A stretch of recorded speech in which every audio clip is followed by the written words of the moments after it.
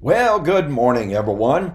Happy Monday morning to you, and welcome back to Morning Musings. My name is Don K. Preston. I am the president of Preterist Research Institute of Ardmore, Oklahoma. I think you can tell my voice is a little bit stronger today. I tell you, last week was a little bit tough. But anyway, it's getting a little bit stronger day by day, long as I'm not going to abuse it, what have you. And speaking of that, since the holiday is coming up, Christmas is this weekend. Now, it's not until Sunday. However, as I warned you, I'm going to be taking a little bit of time off. I will not have a video Thursday or Friday of this week. So, fair warning, I'll be doing videos for today, tomorrow, and Wednesday. Now, on Wednesday, I'm going to take a little bit of a break from the subject. Okay, as you know, I recently introduced this book. And I have to tell you, number one, I'm extremely thrilled with the reception and the response to the introduction of this book. As I've said to you, the premise of this book is like a theological atom bomb. And of course, there have been objections posted on my YouTube and on Facebook. So what I'm going to do this Wednesday is I am going to be addressing some of the top objections that have been offered to my premises. Okay? So you don't want to miss this. If you have an objection to what I have written in this book, and you can go to Amazon and you can read on the very back cover the premises that I set forth in this book. And you can see for yourself whether or not you agree or disagree. And if you disagree, you might post that disagreement, the reasons for your disagreement, on YouTube. Some folks have been quite adamant about it, and I've responded to those objections. And again, I'm going to be posting my video on Wednesday. I'm going to be responding to those objections to my new book, Temple to Telos. I think you're going to find it interesting, okay? Okay. This is video number 718 in our series on the Olivet Discourse.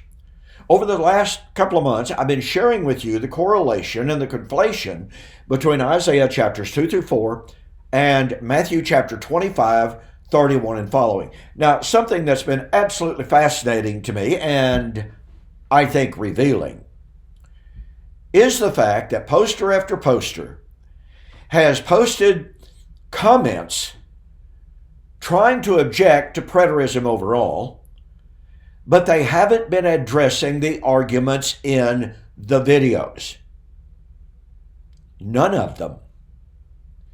I have had people posting comments that are 100% irrelevant to the content of the video. Now look, folks, I hope you will comment. I enjoy that. I enjoy the back and forth, even if you disagree, right? I've said that on many different occasions.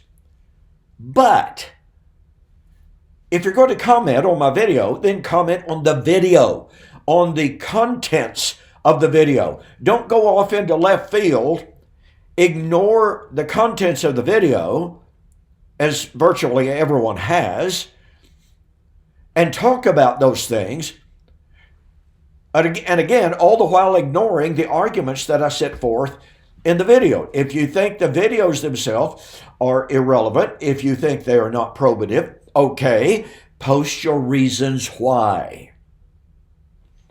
You know, in the world of debate, when you make an argument and your opponent just 100% totally ignores the argument you made and essentially goes, yeah, but what about this? What about this? What about that? Then you know that your opponent realizes they cannot answer what you have said.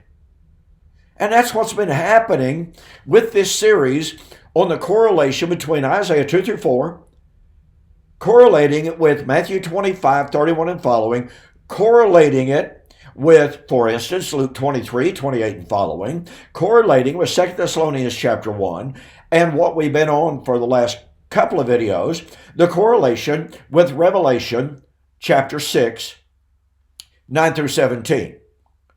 Now, consider with me again. Isaiah predicted the last days, day of the Lord. Okay? The last days, day of the Lord. It would be a time of judgment against Israel. It would be a time of famine. It would be a time in which Israel's men would fall by the edge of the sword. It would be the time of the revelation of the branch of the Lord, when the Lord would avenge the blood guilt of Jerusalem by the spirit of judgment and by the spirit of fire. Isaiah 4 verse 4.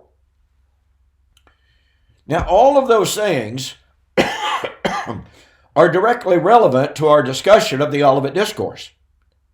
Because Jesus, as the introduction to the Olivet Discourse, said that all of the blood of all the righteous, all the way from Abel forward, would be avenged in that first century generation. So here we have Isaiah predicting the last days, day of the Lord, at the manifestation, the glorification of the glorious branch of the Lord, that's Jesus, when the martyrs would be vindicated. So if you're going to divorce Matthew chapter 25, 31 and following from Isaiah, then you've got to prove that, okay, Matthew chapter 25, 31 and following is not the last days, day of the Lord at the revelation of the branch, the coming of the glorious branch, the Messiah. That's his second coming to avenge the blood of the martyrs.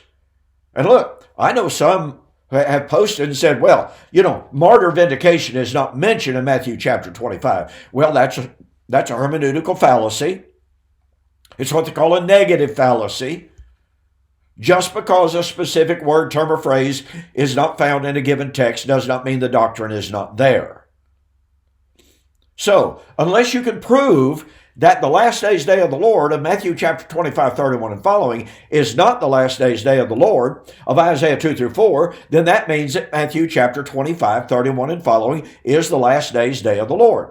And we drive that home by noting the last days, day of the Lord of Isaiah chapters 2 through 4 would be the time in which men could run to the hills, hide in the caves, cry to the rocks, fall on us.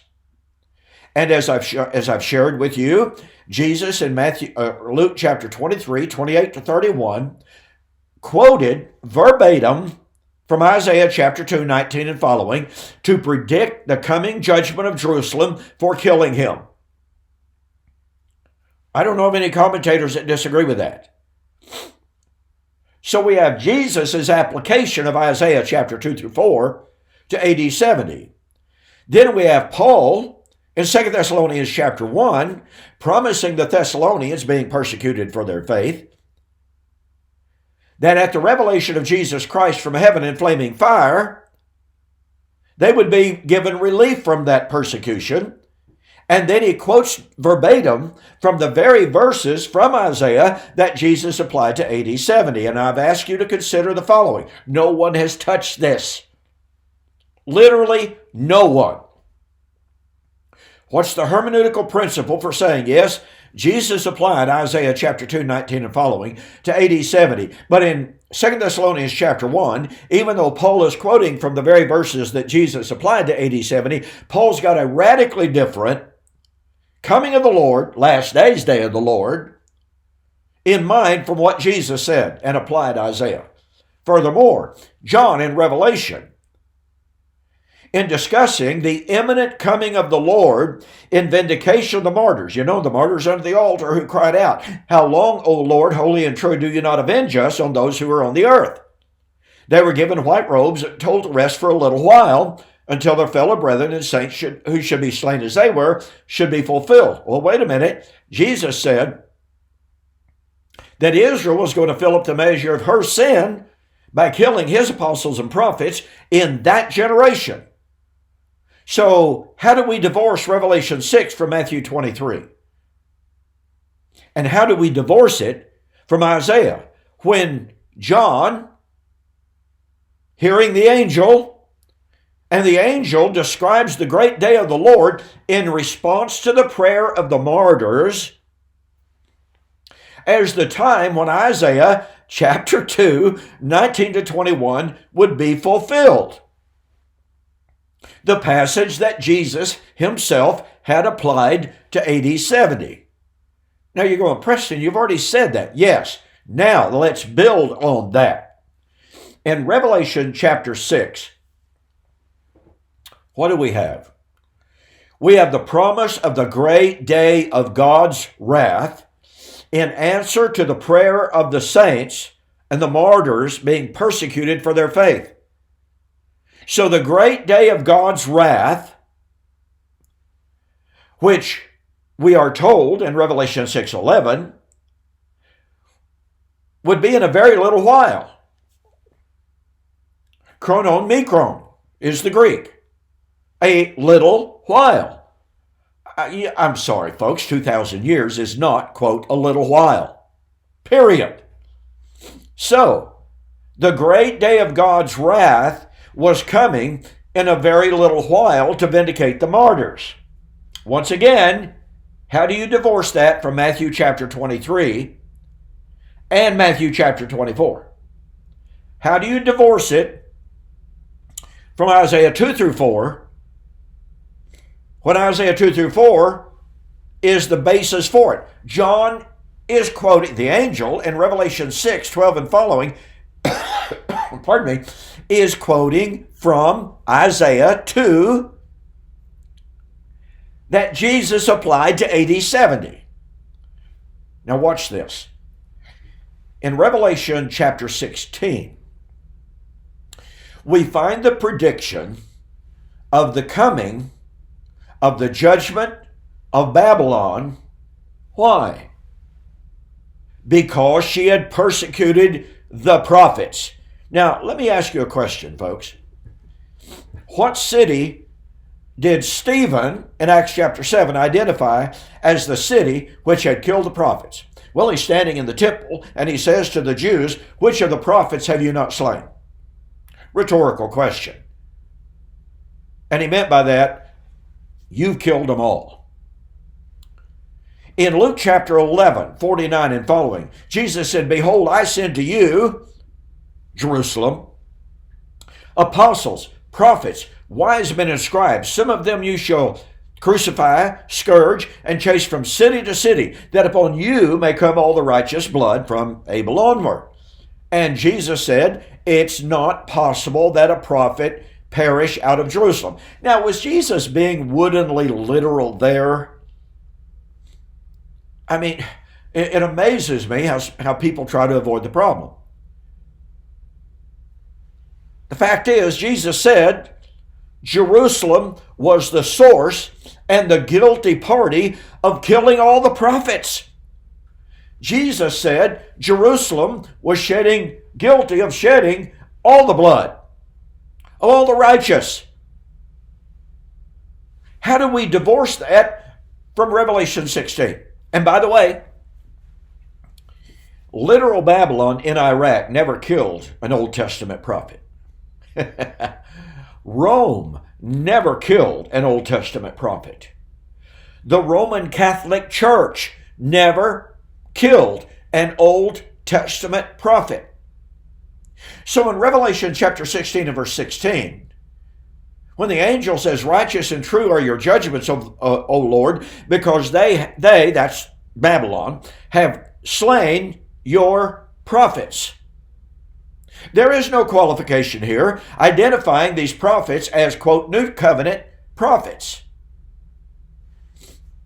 Now, since literal Babylon never killed an Old Testament prophet, since Rome never killed an Old Testament prophet, since the Roman Catholic Church never killed an Old Testament prophet, that is definitive, basically empirical proof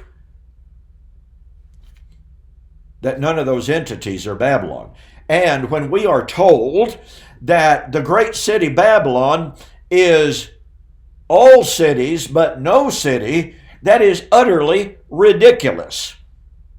Sorry, don't mean to be so blunt, but that's just the way it is. When you say that no city, no specific city is Babylon, and yet Revelation identifies Babylon as the city that killed the prophets, well, you know, some city killed the prophets, not some pardon me, not some composite city, not some vague, nebulous, all cities, but no city. Oh no, that's ridiculous. It's argumentum ad absurdum. So here's the point. Revelation 16, which I'll pick up again in the morning, says that Babylon was the city that killed the Old Covenant prophets and was about to be destroyed and judged at the imminent coming of the great day of God's wrath. Well, what is the great day of God's wrath of Revelation 16? Well, some call it Armageddon. Okay, that's fine. But here's the point. It's the same great day of God's wrath of Revelation chapter 6 that would be in fulfillment of Isaiah chapter 2, 19 to 21, which Jesus identified as the great day of the Lord coming upon Jerusalem in AD 70. Okay. Hey, look, we're almost out of time for this month. Take advantage of the introductory price on my new book, Temple to Telos. Okay, go to my website, donkpreston.com, bibleprophecy.com. Total delivered price, U.S. orders only. Okay, total delivered price, $12.95. It's going to save you $5. Okay, more on Revelation 16, the great day of God's wrath, in fulfillment of Isaiah 2, in fulfillment of 2 Thessalonians 1, on the flip side.